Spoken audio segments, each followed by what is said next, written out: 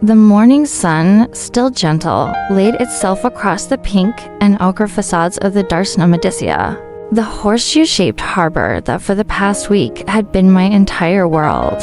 Today was the last day. The sentence hung in the air, silent and heavy as an anchor yet to be dropped. The air smelled of salt, of sun-warmed stone, and of something elusively sweet, perhaps flowers from gardens hidden behind walls. Or perhaps simply the promise of summer, a promise always kept on this island. I wanted no haste. Haste was the enemy of memory. Instead, I ate my breakfast slowly, celebrating each bite of bread dipped in olive oil, each sip of strong coffee.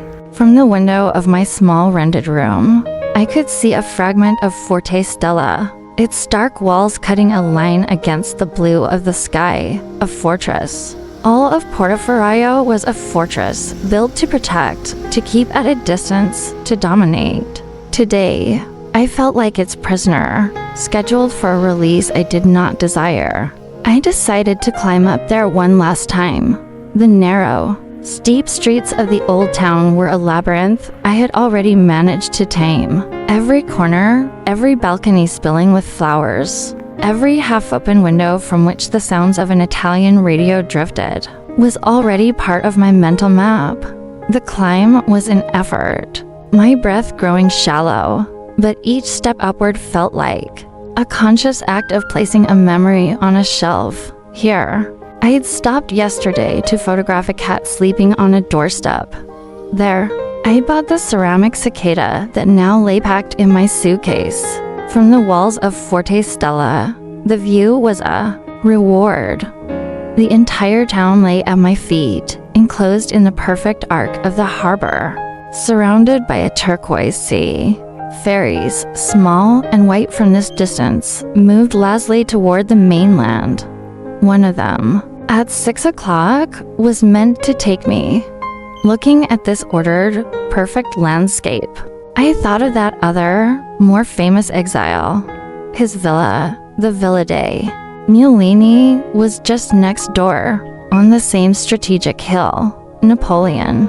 He had looked out at this same sea, this same horizon, but he was plotting an escape, a return to grand history, to battles and empires.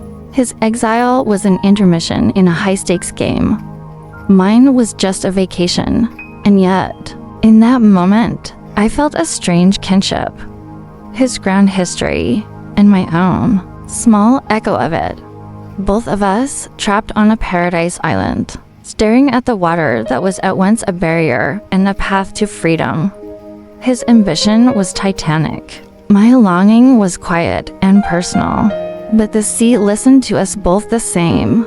I descended back into the town, feeling the high perspective dissolve into the tangle of streets. It was time for the final ritual.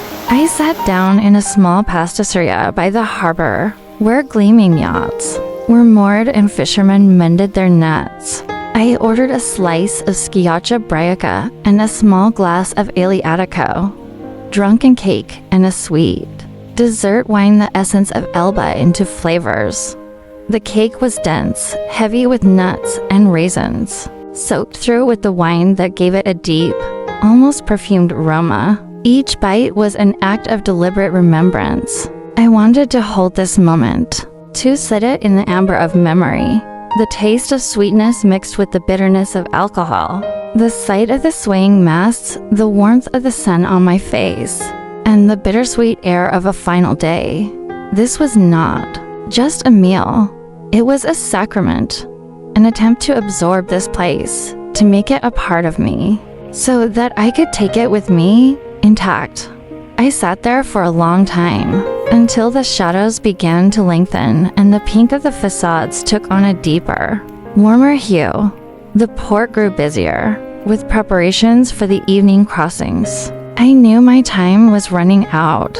I paid, leaving a slightly too large tip on the table, as if gratitude could somehow delay the inevitable. Walking toward the ferry terminal, my suitcase rolling behind me on the cobblestones, I did not look back. The image of the harbor, the fortresses on the hill, and the sea was already safely sealed behind my eyelids, preserved by the taste of Aleatico. As I stepped on board, and the ship began to pull slowly away from the quay, I leaned against the railing. Portoferraio receded, its lights beginning to twinkle in the falling dusk.